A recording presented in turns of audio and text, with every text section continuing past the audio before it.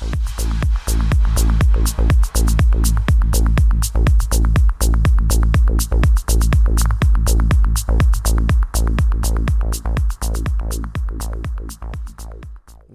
well, well. How you doing today? I've been looking for you. Yeah, you. You listening to this. How does it feel to be that handsome? How does it feel to be that beautiful, ladies? Gentlemen, you know. You know you're an awesome person. Ladies and gentlemen, the both of you. If you're listening to this, I want you to do something for me. Go ahead. Reach back. Give yourself a little pat on the back. A little pat, pat, pat. Give yourself a smile. Look in the mirror. And look long into the mirror. Look in your eyes. Get some good eye contact in there. Look at that person.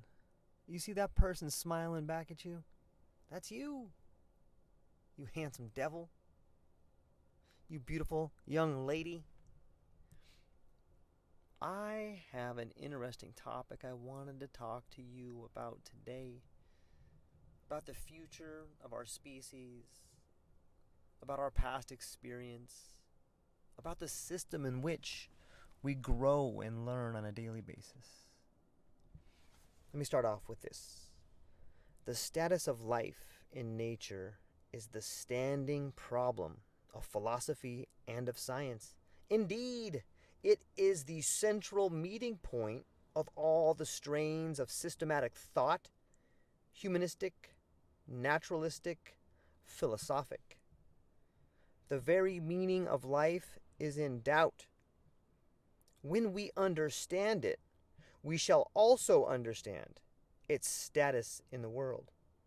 But its essence and its status are alike baffling. That is a mouthful of words, isn't it? I feel as if today,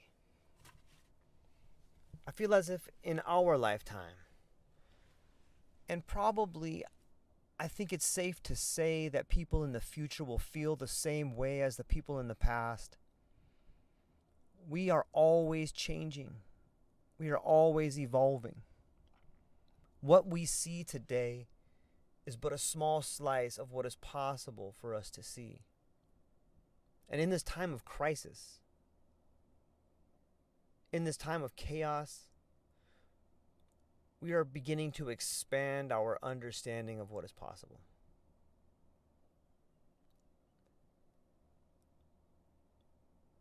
I believe that we are beginning to better understand the relationship between experience and systemization. Did I say that right? Systemization? Everything as a system. Some people see the earth as a closed system. Some people see a school system, society as a system, education as a system, evolution as a system, the climate as a system. I guess that's one way to look. I guess that is one way to interpret things on a grand scale. However, on an individual scale, I believe it is better described as experience. You can read a book, take a class, and understand, or at least begin to understand how the system works. However, until you have the experience, you will never truly understand it. Like a horse and carriage, or love and marriage, systems and experience are two sides of the same coin. I feel that your individual contribution to this world is to create a system of experience. Does that kind of make sense? So, my name's George. Think about it this way, though. You can use your own name for this. I am a being having the George Monty experience. Maybe you are someone having the Jennifer Nicholson experience or the Moana experience. Maybe we're the same organism, just choosing to have a different human experience. Right? It seems to me that we are all the same organism looking at ourselves from a different point of view. It's like this grand puzzle, this grand game in which we have split our consciousness in order to better understand who we are. It seems to me that if we could all operate from that level, if we could all operate from the understanding that we're one organism, if we could all operate from the understanding that we're all part of this giant organism, and that while you're having your personal experience, you should not want to have the experience. That's not right. You should understand that the experience you're having now is an experience you must have. And that this too shall pass. It's not a permanent experience.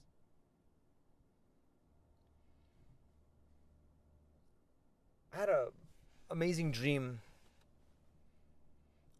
and it was so lifelike, it was so real, it was so visceral. And the dream was something like this. Like I was able to see my life play out before me like 1,000 times. And each one of those thousands, I was able to control variables. For instance, what would my life have been like if my son were not to have died? What would my life be like if my parents had never got divorced? What would my life be like if I had done this? What would my life be like if I had done that? And it was so odd the way it began. At first, it was like an alien experience of seeing myself from a third-person point of view. And it was both instantaneous as well as time-consuming. It was as if I could experience time rapidly increasing and frozen simultaneously.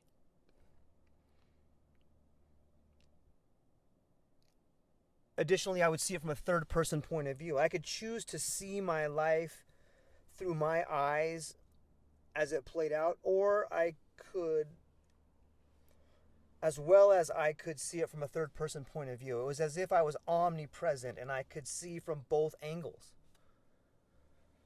And as the dream progressed, the lives I decided to live played out more rapidly.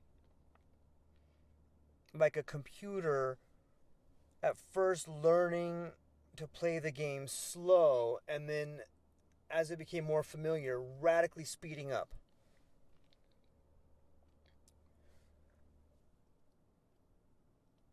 I felt as if for a moment that seemed like an eternity, I was part of the organism as a whole. I was part of everybody as a whole. I was a part of my future, I was a part of my past, and I was a part of the present.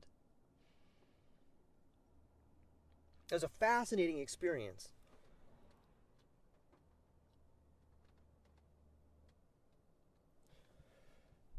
I know it sounds as if it's something out of a sci-fi movie almost. And I think as soon as I can better describe the experience, I think that there's a component of language that will vastly change the way we think about time. We're so close. I feel like the thin membrane that has covered our idea of existence is about to be ripped wide open.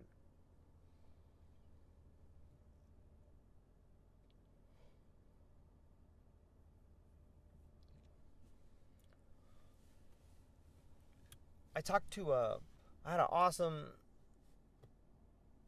kind of a conversation with someone that was watching one of my videos on my YouTube channel as well as a podcast, and they had mentioned this breakdown. If you're out there, Elk, thank you. It was really well put, and it helped me to better understand my perception of what is happening. Let me paraphrase a little bit of what Elk had told me. You are at the edge of a mirror, and you are every person you see is on the outside, and everything you see, all the other people you see, is like looking through the mirror, and all the problems they have, all the beauty they have, those are all there. Anybody that you see that comes into your life is a vision of yourself, a manifestation of beauty and or issues that you either need to resolve or that you need to embrace. Every person that comes into your life is an answer, a solution, as well as a riddle, and as well as a path. Everyone has heard the idea that you have something to learn from everyone. I would like to add to that, you have something to learn from everyone that comes into your life. And what I would like to add is that everyone who comes into your life is a different version of you. If you can wrap your head around that, I think it helps to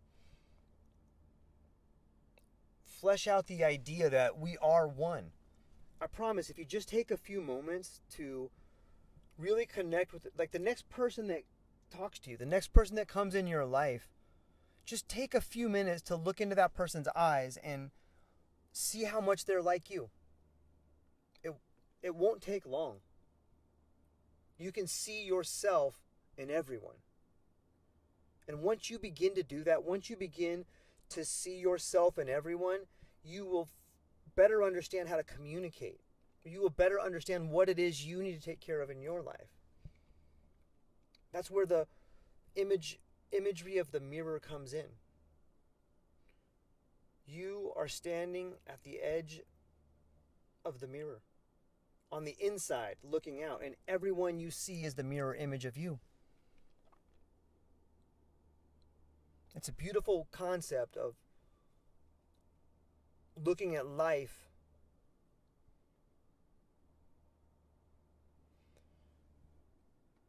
there's so much that goes with it too. Like, you know, the way that our eyes work is everything is inverted, and then it goes through the lens of your eye and is projected through your ocular nerve and projected into your brain, where it gets inverted back to how it should be. Doesn't that kind of seem like a mirror? You know how when you look in a mirror, everything is flipped? This existence that we are living is more fantastic, more amazing than we could ever imagine. More beautiful than we can imagine.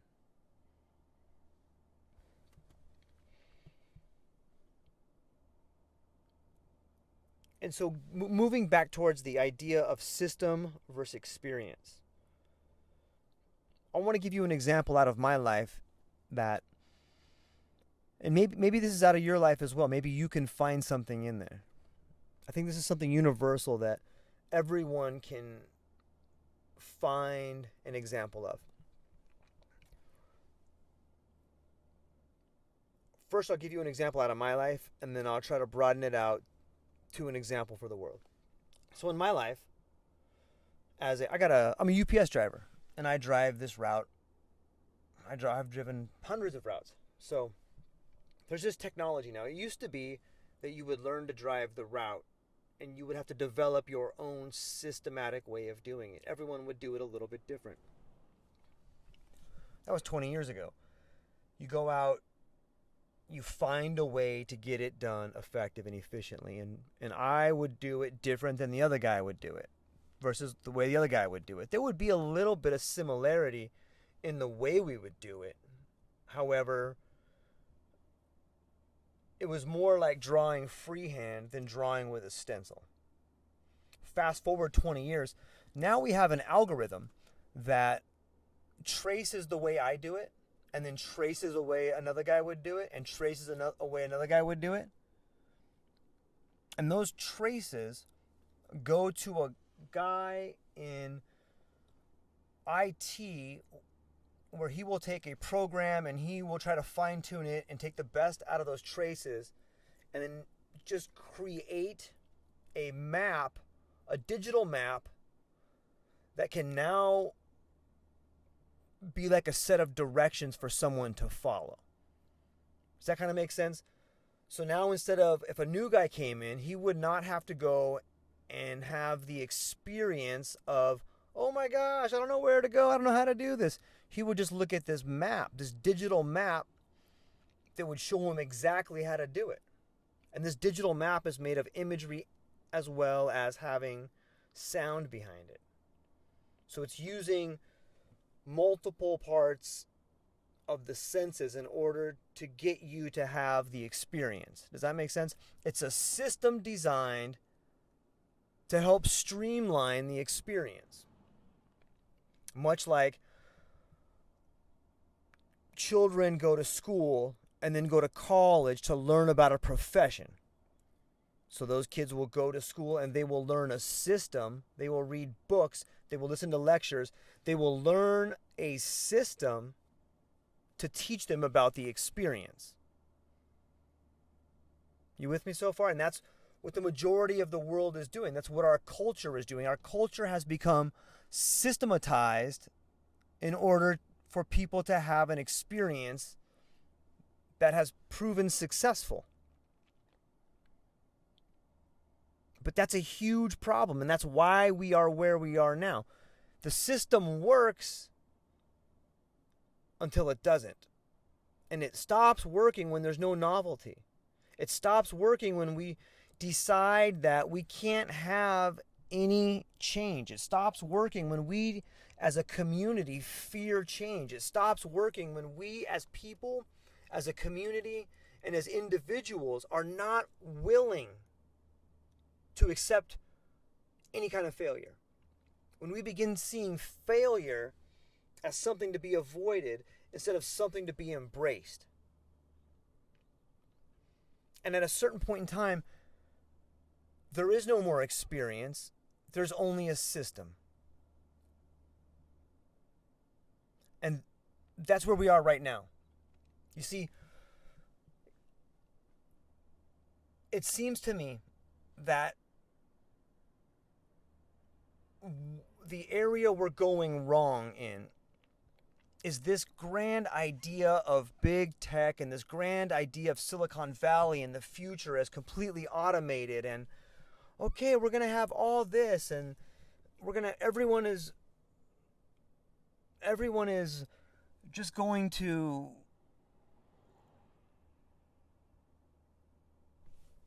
just not have a job and not have to do anything. Like, I guess I'm kind of torn there. Because maybe what we're seeing is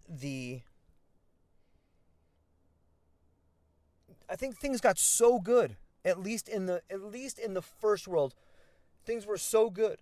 They were so profitable. Even though there's so much pain and suffering out there, there was a lot of good. And that It was the system. There was all these things you could do. The system set up firefighters. The system set up teachers. The system set up unions. The system set up politicians. The system set up truck drivers. The system set up programmers. The system set up teachers. The system set up students. The system has set up all these things. And so we stopped creating. We stopped evolving. And then we stopped learning. We got stagnant. And now we got chaos.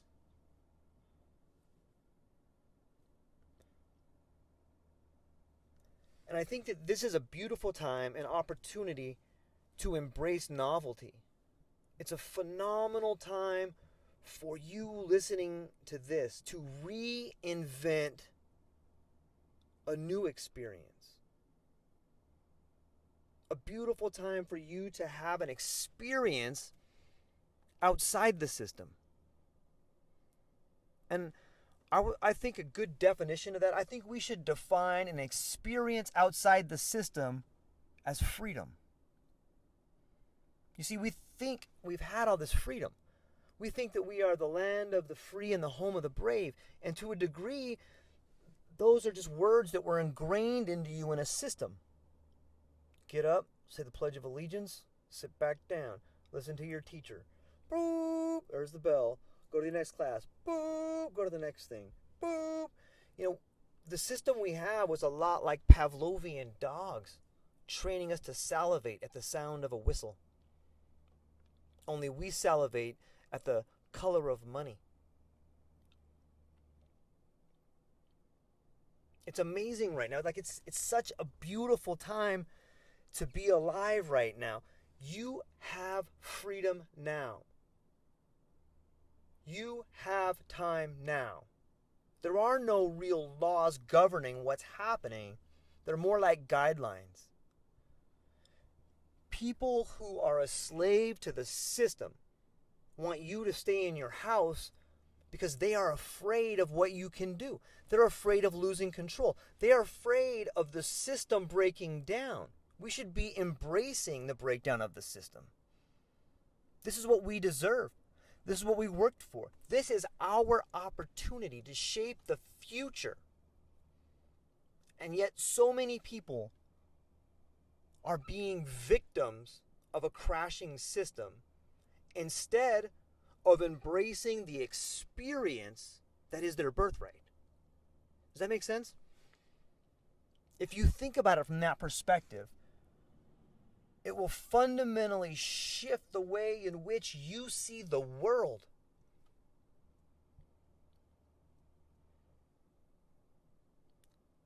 And it's infectious. It's infectious. The vision, an alien religion, the language of the stars, ecstasy, agony, an infection of the mind. Tension is thought, thought is tension.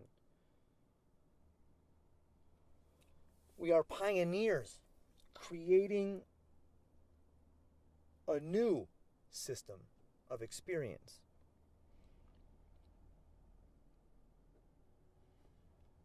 Today is the first day of your new experience.